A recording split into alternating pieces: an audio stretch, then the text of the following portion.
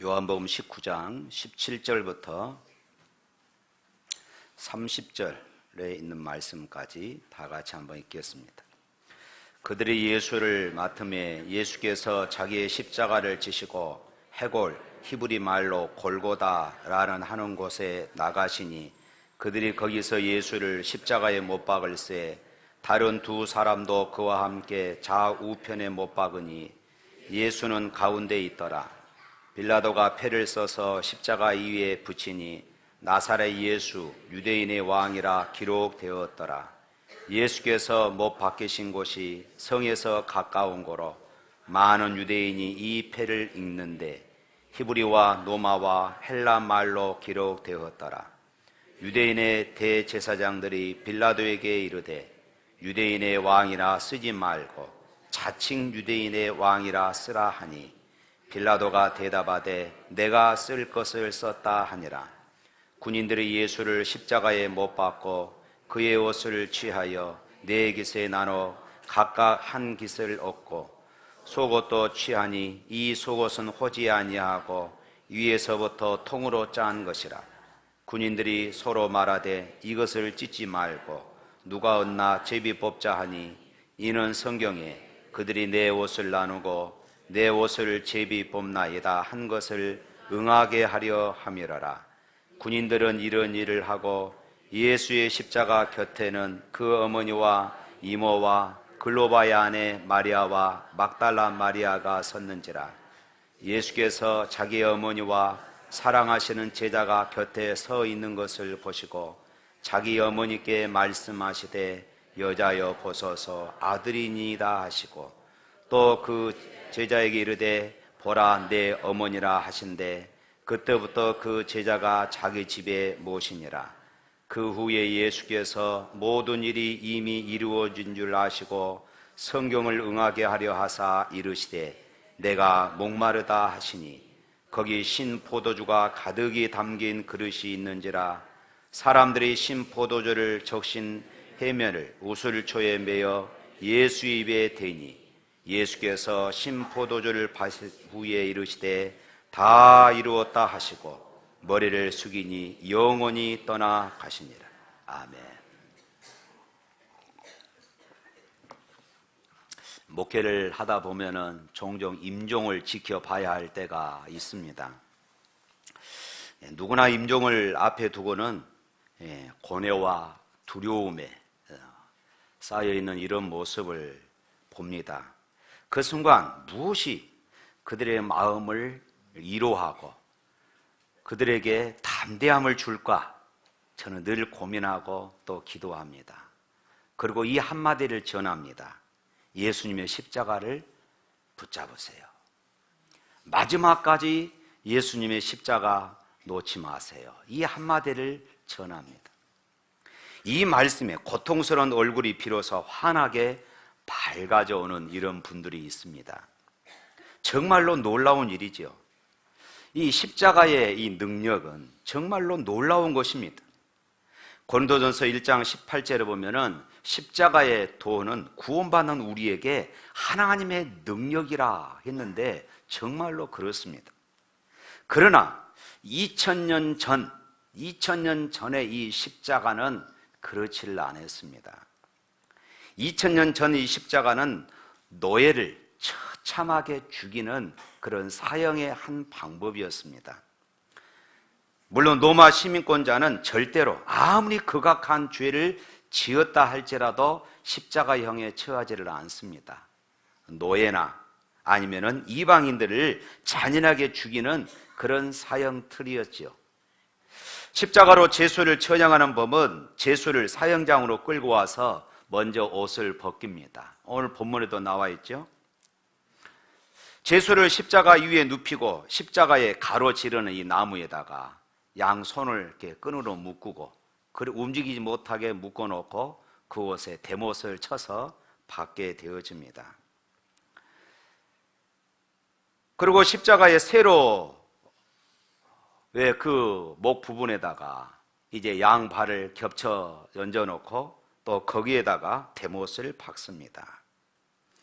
그리고 눕혔던 십자가를 세워서 구덩이에 밀쳐 던져 넣어서 십자가를 바로 세우게 되어지죠. 이 십자가의 처형은 인간이 최대로 고통을 당하며 죽게 하는 극한의 고통으로 죽이는 사형 방법이었습니다. 십자가는 제수의 생명이 다하는 그 순간까지, 이 제수의 생명이 다하는 그 순간까지 가장 극심한 고통으로 말려 죽어가는 그런 사형입니다. 십자가의 죽음은 피가 마르고 또 목이 마르고 뜨거운 햇볕에 땀이 마르고 양 손과 발에는 새 독이 올라와서 손발이 통통 붓는다고 그럽니다. 뜨거운 사막성 기후에 대개 2, 3일 걸려서 서서히 괴로움에 지쳐 고통에 지쳐서 죽어가는 것, 이것이 십자가의 죽음입니다. 그런데 여러분, 이 고통스러운 십자가가 로마서 5장 8절 말씀에 보면은 하나님이 우리를 사랑하시는 하나님의 사랑의 표현이었습니다. 거기에 보면은 우리가 죄인 되었을 때에 예수님께서 십자가에서 죽으심으로 우리를 향한 자기의 사랑을 확증하셨느니라. 봐라, 내가 너희를 이렇게 사랑한다. 이것이 바로 이 십자가의 표현이었습니다.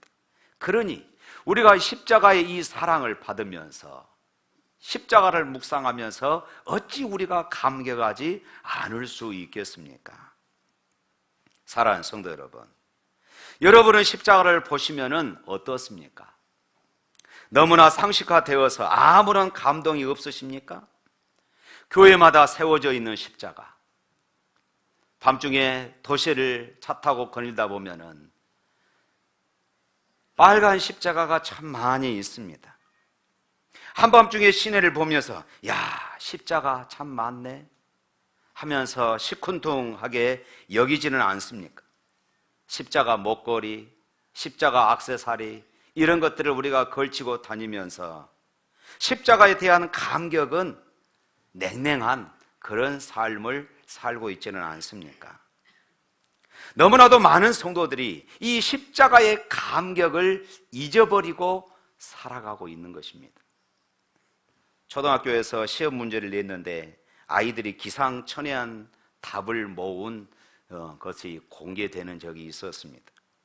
그 중에 보면은 관찰 문제인데 사슴이 거울을 보고 있어요. 이 그림을 보여주면서 그 밑에다가 가로 넣기를 했어요.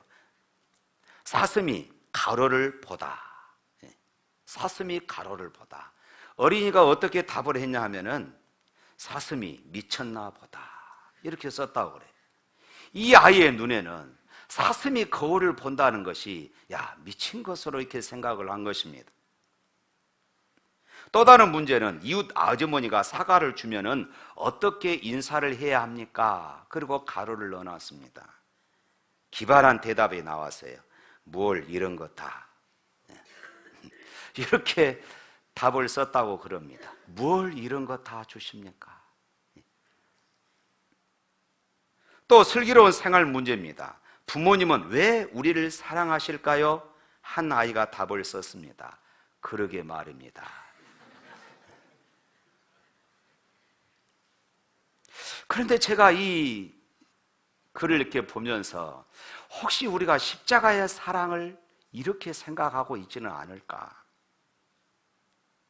하나님은 왜 우리를 사랑하셔서 독생자까지 주셔서 그것도 십자가에 아주 잔인하게 비참하게 고통스럽게 죽게 하셨을까요? 답, 그러게 말입니다. 여러분, 혹시 우리가 이런 생각 가지고 있지 않습니까? 그러니 십자가를 보아도 무덤덤한 것입니다. 오늘 본문에 나오는 해골 언덕, 이 골고다에는 3개의 십자가가 세워져 있습니다. 예수님의 십자가와 그리고 좌우에 강도의 십자가가 이렇게 세워져 있습니다. 그런데 엄밀히 말하면 십자가는 셋이지만 엄밀히 말하면 2가지의 십자가입니다. 하나는 강도의 십자가이고 또 하나는 예수님의 십자가입니다. 강도의 십자가는 마땅히 져야 할 십자가입니다. 누가 보아도 당연한 죄인의 그런 십자가입니다. 그러나 예수님의 십자가는 다릅니다. 이상하지 않습니까? 강도는 마땅히 십자가에 져야 합니다. 그런데 왜 예수님의 십자가가 세워져야 했느냐? 이것이지요. 그 이유는 왜 예수님이, 죄가 없으신 예수님이 십자가를 져야만 했는가? 그 이유는 죄인이 그 죄값으로 십자가를 지는 것은 이해가 되어지는데, 죄가 없으신 그분이 왜 십자가를 져야 했는가? 여러분, 그 이유를 분명히 알아야 합니다. 예수님의 십자가는 억울한 십자가가 아닙니다. 순교의 십자가도 아닙니다. 반드시 의인의 십자가가 있어야 했기에 주님이 지신 십자가인 것입니다. 하나님께서 우리의 죄를 용서하시고 싶다고 해서 그저 용서가 되는 것이 아니었어요. 그것은 하나님의 공의에 맞지 않습니다. 하나님의 공의에 위배되는 것이에요. 왜냐하면 죄의 싹은 사망이라 했습니다. 죄로 인하여서 반드시 죽어야 했습니다. 그래서 의인의 십자가가 있어야 했던 것입니다. 죄 없는 의인만이 모든 사람들의 죄를 대신해서 그 죄를 다 감당할 수 있기 때문이었습니다. 예수님께서 지신 십자가의 고통이 컸기 때문에 우리의 죄가 용서받은 것이 아닙니다. 만약 예수님께서 조금이라도 죄가 있으신 분이라면 그 십자가가 아무리 고통이 크다 할지라도 우리의 죄 문제를 해결할 수가 없었습니다. 성경을 보면은 신구약 성경에 이 의로운 피, 이 보혈의 피, 이 구속의 피가 흐르고 있는 것을 보게 되어집니다. 아담과 하와가 죄를 범해서 하나님 앞에서 쫓겨날 수밖에 없었습니다. 그때 하나님께서는 흠없는 짐승을 잡아 피를 흘리게 하시고, 그리고 그 가죽을 벗겨 부끄러움을 가려 주셨습니다. 그 이후로 인간의 죄를 사하여 주는 방법으로 흠없는 양과 흠없는 소를 잡아서 피 흘리는 이런 제사를 드리라고 명령하셨습니다. 죄는 우리가 지었는데 죽기는 죄 없는 짐승들이 죽었습니다. 구약시대 이 모두는 십자가의 예표였던 것입니다. 죄는 우리가 지었는데 그 죄값으로 피 흘리는 것은 죄 없으신 예수님께서 담당하셨습니다. 그것 때문에 우리가 회개하기만 하면은, 그것 때문에 우리가 회개하기만 하면은 용서의 은혜를 누리게 된 줄로 믿습니다. 죄값은 십자가를 통하여 이미 다 치루어졌기 때문입니다. 뿐만 아니라 하늘 권세를 가지신 예수님이 왜 십자가를 지셔야 했을까요? 첫 번째로는 죄 없으신 예수님이 왜 십자가를 지셔야 했느냐? 두 번째로는 하늘 권세를 가지신 그분이 왜 십자가를 지셔야 했느냐? 여러분, 만약에 십자가에 달린 강도가 도망갈 힘과 기회가 있었다면 어떻게 했겠습니까? 십자가에서 그렇게 고통당했겠습니까? 그들은 가차없이 기회를 봐서 도망가 버렸을 것입니다. 강도는 죄를 지어서 십자가를 진 것이지만 예수님은 그렇지 않다는 것입니다. 예수님에게 권세가 없어서, 십자가를 물리칠 힘이 없어서 십자가를 담당한 것이 아니다, 이 말씀입니다.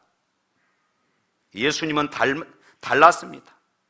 강도들은 도망갈 힘도 없었고 그들은 죄를 지어서 십자가에 달렸지만은 예수님은 달랐던 것입니다. 찬송가 151장에 그 해답을 줍니다. 만왕의 왕 내 주께서 왜 고초당했나? 만왕의 왕께서 왜 고초를 당해야 했습니까? 오늘 19절 말씀 보면은 한번 읽어볼까요? 시작. 빌라도가 패를 써서 십자가 위에 붙이니 나사렛 예수 유대인의 왕이라 기록되었더라. 유대인의 왕. 여기는 패가 3개가 있었습니다.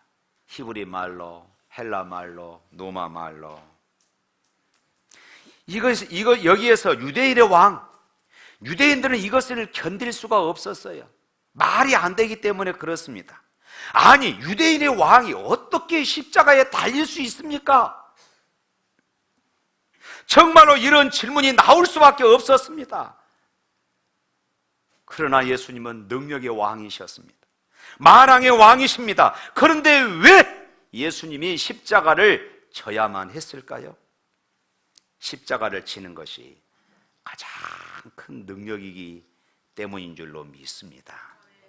예수님께서는 무기력하게 십자가에 매달려 죽으신 것 같았고, 십자가 복음을 증거했던 제자들도 하나같이 순교해 갔지만은 십자가의 복음은 유대교의 핍박을 이겨내고 온 아시아에 전해졌으며 세계를 지배했던 막강한 로마를 기독교 국가로 만들어버렸고, 오늘날 전 세계 모든 나라, 모든 민족에게 이 복음이, 십자가의 복음이 퍼져가고 있습니다.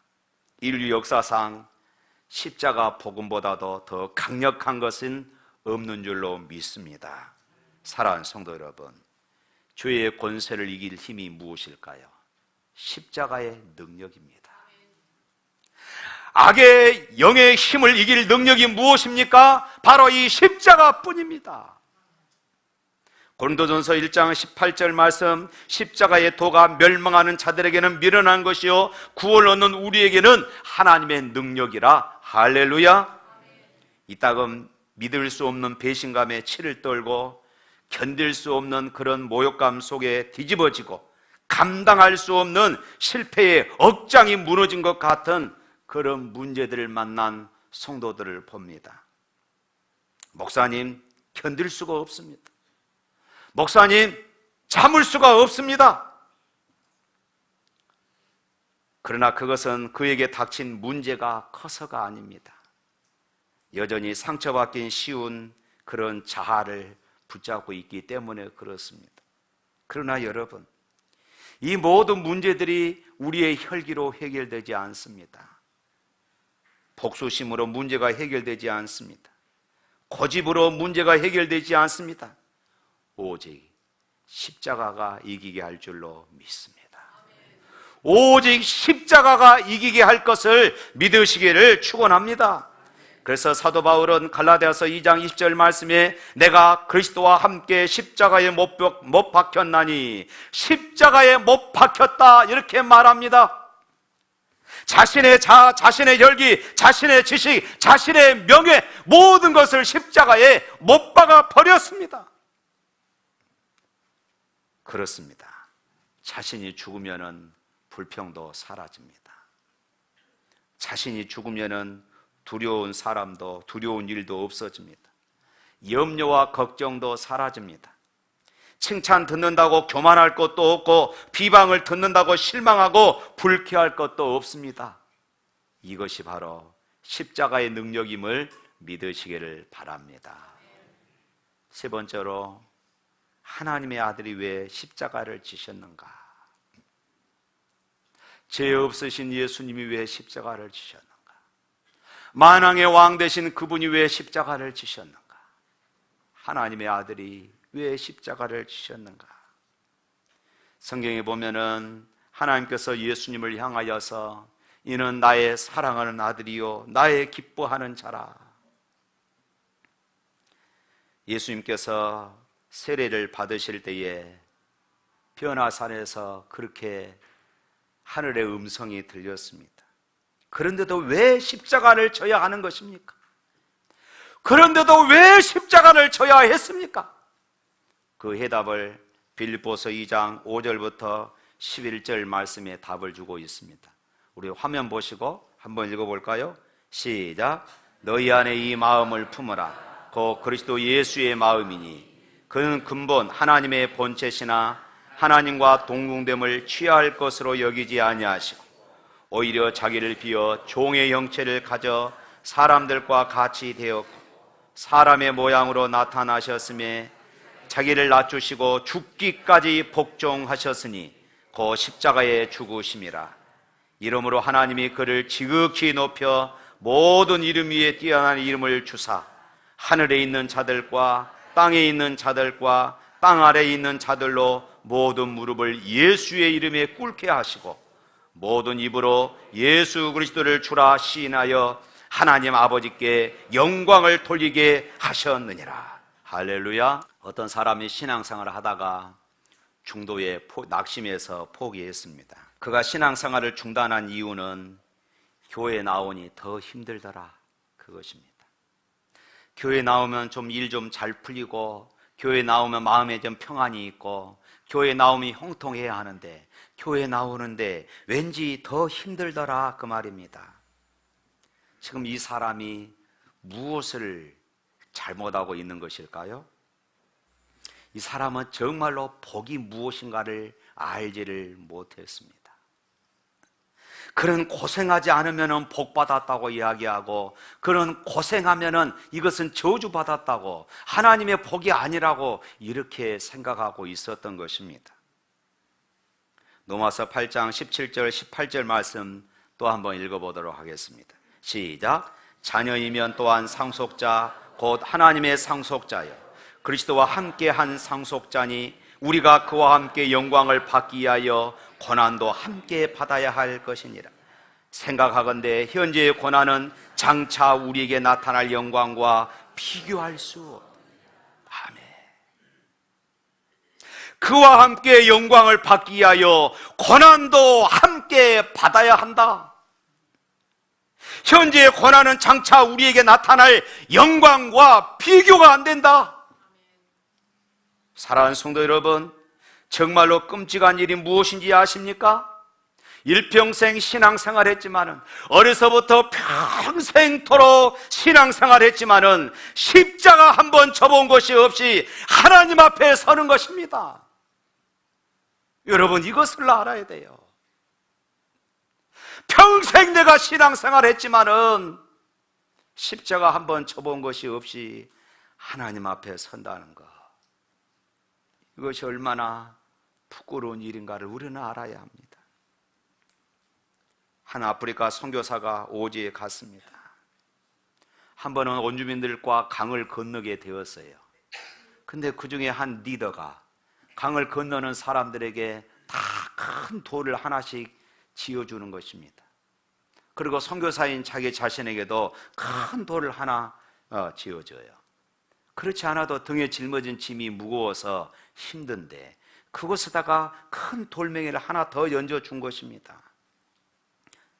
그런데 알고 봤더니 이 큰 돌을 꽉 짊어지고 안고 강을 건너니까 그 물살이 센 그 강을 밀지 않고 건너갈 수 있었더라 하는 그런 지혜였던 것입니다. 사랑하는 성도 여러분, 우리가 지금은 무겁다고 여기는 십자가가 우리를 복되게 할 것임을 믿으시기를 바랍니다. 그러나 많은 성도들은 그렇게 생각하지 않습니다. 말로는 그렇습니다. 생각으로도 그렇습니다. 마음으로는 그러는데 실제 삶에서는 그렇지가 않아요. 십자가가 무겁다고 합니다. 힘들다고 합니다. 교회 안에서 봉사하면서 상처받았다고 말합니다. 너무 힘들어서 좀 쉬고 싶다고 말합니다. 찬송가 311장에 보면은 내 너를 위하여 이 찬양입니다. 이 찬송실은 영국의 여류 찬송 작사자인 하버갈이 지은 찬양입니다. 그런데 이 가사를 지었던 배경을 보면은 1858년에 이제 독일로 유학을 갔습니다. 그녀는 목사의 딸이었지만은 믿음이 그렇게 좋은 편은 아니었고 쉽게 말하면 명목상 그리스도인, 목사의 딸이기 때문에 아빠 체면 봐서 그렇게 교회를 다녔던 그런 명목상 기독교인에 불과했습니다. 그런데 이 학생이 그래서 신앙생활을 등한히 하면서 이제 유학 공부에 열심이었습니다. 그러던 중에 그가 병이 들었습니다. 어느 날 친구가 좋은 공기를 마시면 좋다고 해서 자기 별장에 초청을 했어요. 그리고 그 별장에 들어가서 이제 안으로 걸어 들어가는데 그 벽에 그림 하나가 붙여져 있는 것을 보았습니다.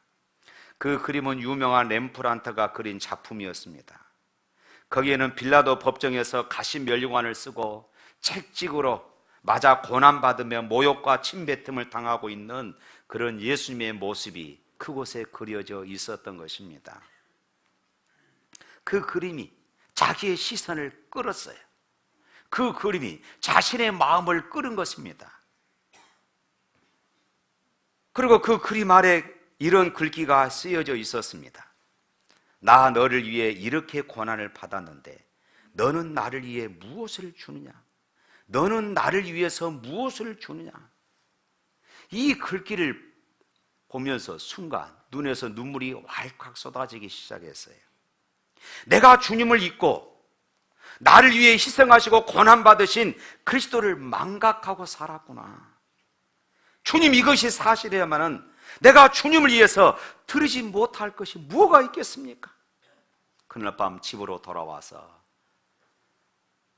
그 그림이 머리에서 떠나지 않습니다. 그 그림이 자기에게 주는 감동이 가슴에서 떠나지 않는 것이에요. 그는 펜을 들고 글을 쓰기 시작했습니다. 바로 그것이 우리 찬송가 311장 이 찬양입니다. 우리 1절만 한번 불러볼까요?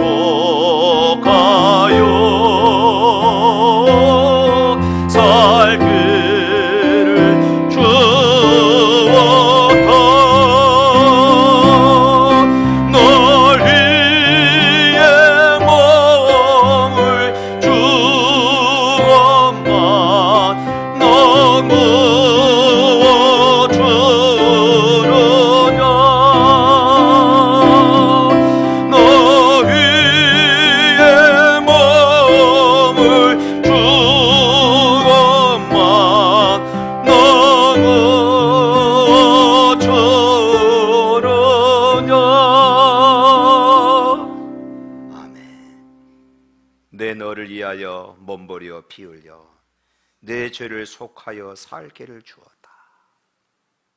넌 나를 무엇 주느냐? 때는 우리가 이 찬양을 부르면서 예수님이 우리에게 희생의 대가를 요구하시는 것 같다, 이런 느낌을 받을 때가 있습니다. 그러나 여러분, 천지 만물의 주인 되시는 하나님은 어떤 것도 부족한 것이 없는 분이심을 믿으시길 바랍니다. 어떤 것도 부족함이 없으신 분이 뭐가 부족해서 우리에게 요구하시겠습니까? 영광이 부족해서 우리에게 영광 돌리기를 요구하시는 분이 아니시고, 재물이 부족해서 우리에게 무엇인가 요구하시는 그런 분이 아니십니다. 사랑하는 성도 여러분, 하나님이 우리에게 바라신 것이 무엇일까요? 하나님께서 우리에게 바라신 것이 무엇일까요? 세상에서 온갖 나쁜 짓, 실한 짓은 다 하고 살다가 나중에 예수 믿고 천국 가는 것입니까? 아닙니다. 하나님 우리에게 바라시는 것은 한 가지입니다. 사랑입니다. 널 위해 몸을 주고만 너는 무엇을 주느냐?